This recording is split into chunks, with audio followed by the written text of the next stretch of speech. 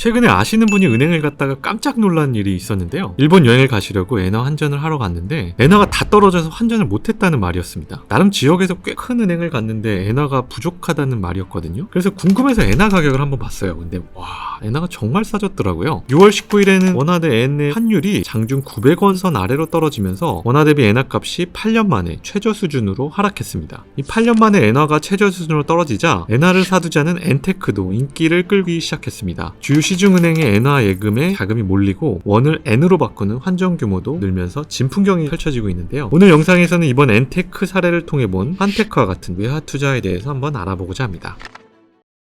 일본 엔화는 왜 이렇게 싸졌을까요? 사실 엔화 약세 현상의 주된 동력은 나홀로 돈 풀기를 고수 중인 일본의 통화 정책 때문입니다. 스토크를 꾸준히 보시는 분들은 아시겠지만 미국과 다른 선진국들은 인플레이션의 압박으로 인해서 금리를 인상하고 긴축 재정을 하고 있는 추세죠. 하지만 일본은 꾸준하게 완화적인 통화 정책을 유지하고 있습니다. 오히려 인플레이션을 촉진해서 소비자 물가의 상승률이 안정적으로 2%가 될 때까지 돈을 계속 풀겠다고 최근 밝혔는데요. 이건 각국 중앙은행이 고물가를 끌어내리기 위해 정책 금리를 인상하고 있는 것과는 정말 대조적인 풍경이라 신기합니다. 그 결과 원엔 환율은 지난 4월 27일 100엔당 1001원을 찍은 뒤 이달 16일 903원까지 9.6%나 급락을 했죠. 엔화 가치가 그만큼 크게 추락했다는 뜻인 겁니다. 반면에 최근 들어 원화는 강세를 보이기 시작했습니다. 달러 대비 원화 가치는 오히려 5.2% 상승했습니다. 반도체 경기 회복 기대감으로 외국인 투자 자금이 들어오면서 원화 가치는 올라가고 엔화 가치는 내려가면서 그 차이가 더 크게 나타나게 된 거죠. 그러다 보니까 많은 분들이 엔화를 사고 있어요. 당장 일본 여행을 가지 않더라도 쌀 때 미리 엔화를 사두자는 수요까지 몰리면서 지난달 시중은행 4곳의 엔화 환전 규모는 1년 전보다 무려 5배나 급증했다고 하죠. 20일 금융권에 따르면 주요 4대 은행의 엔화 예금 잔액은 지난 15일 기준 8,109억 7,400만 엔으로 지난달 말 대비 16% 급증했다고 합니다. 약 1년 전인 작년 6월 말 잔액과 비교하면 38%가 늘어난 수치라고 하죠. 이러한 엔화 예금 증가는 향후 환율 반등에 따른 환차익을 노린 투자 수요가 늘고 있는 영향이라고 볼 수 있습니다. 물론 손실이 날 가능성도 있지만 외화 예금에서 발생한 환차익에는 세금이 부과되지 않는다는 것도 큰 장점으로 작용하고 있는 것 같습니다. 게다가 시장에서는 기존까지의 일본 정부의 정책을 감안했을 때 엔화 약세 현상이 당분간 이어질 것이라는 전망이 나옵니다. 일본 중앙은행은 완화 정책을 고수하고 있기 때문인데 실제로 일본은행은 지난 16일 금융정책 결정회의를 열고 일본은행 단기금리를 마이너스 상태로 동결하고 장기금리 진표인 10년물 국채금리를 0% 수준으로 유지하기로 결정했습니다. 그러니 원화가 강세이고 엔화가 약세인 이 상황에서 원화보다는 안전자산으로 여겨지는 엔화를 저점에서 사고 나중에 팔아서 환차익을 생각하는 투자자들이 많아지시는 것 같습니다. 심지어 아예 일본 주식 투자에 직접 뛰어들기도 합니다. 최근 한 달간 우리 투자자들은 862억 원어치의 일본 주식을 순매수했는데 앞선 2년 동안의 전체 순매수액보다 더 많다고 합니다. 이렇게 지금 우리나라는 바이 코리아가 아닌 바이 재팬의 열풍이 불고 있는 상황입니다.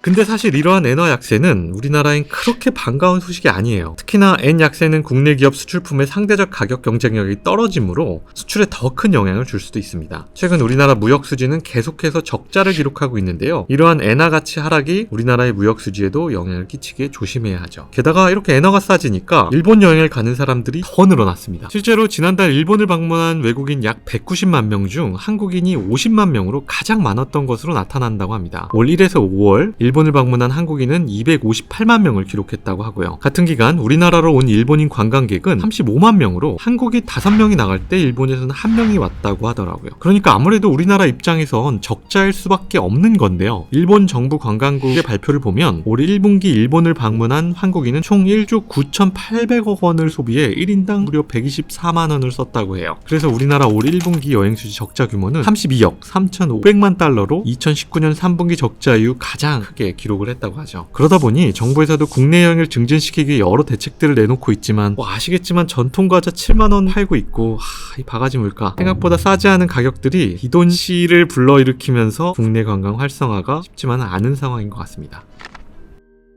그렇다면 이러한 엔테크, 엔화 투자 과연 해야 할까요? 많은 전문가들이 환차익을 노린다면 단기적인 접근은 좀 위험하다고 조언합니다. 사실 환차익보다 수수료를 더 내야 하는 상황이 생길 수 있기 때문에 은행별 환전, 인출 수수료를 꼼꼼히 살펴봐야 합니다. 은행에 따라서는 기준금액의 1.5% 내외 입출금 수수료와 1.75% 내외 환전 수수료를 받기도 하기 때문에 이 수수료를 생각하면 환차익이 4% 수준이면 본전, 그 이상부터는 통상적으로 수익이라 보기도 합니다. 그러나 환율 변동이 큰 시기에 한 달 안에 바짝 환차익을 챙기려는 분들은 분들이 수수료나 여러 면을 생각할 때 딱히 유의미하지 않을 수도 있지만 장기 운영을 목표로 한다면 저는 나쁘지 않을 수 있다고 생각합니다. 왜냐하면 아까 언급드린 것처럼 일본 정부의 통화 정책에도 큰 영향이 있기 때문입니다. 아직은 경기 회복을 위한 완화 정책을 계속해서 진행하고 있지만 제가 저번에도 말씀드렸던 것처럼 한해 영역은 정말로 예측하기 쉽지 않습니다. 실제로 일본 주가가 3년 만에 최고치를 기록하면서 일부 과열 현상을 억제하기 위해서라도 연말경에는 이러한 기조가 조정이 될지 아니면 계속 더 심화가 될지는 알 수 없기 때문입니다. 정리하면 저는 이러한 환테크, 엔테크가 나쁘지만 않다고 생각해요. 다만 지금 현재 국내 외환 시장에서 벌어지는 엔화 약세는 상대적인 원화 강세 때문에 벌어진 일시적인 현상이 강합니다. 그러니 투자를 하실 때에는 일본과 주요국의 통화정책 기조전환 등 예측하기 힘든 변수들을 늘 눈여겨봐야 합니다. 특히 N1, 두 화폐의 경우 달러를 매개로 형성되기에 단순히 일본의 정책뿐만 아니라 미국의 정책까지 더불어서 세계 경제에 대한 부분도 늘 고려하면서 투자를 해야 하기 때문이죠. 섣부르게 단타로 혹은 지금 유행이어서 투자하는 거라면 저는 조금 더 신중하게 고민해 볼 것을 조언드리고 싶네요.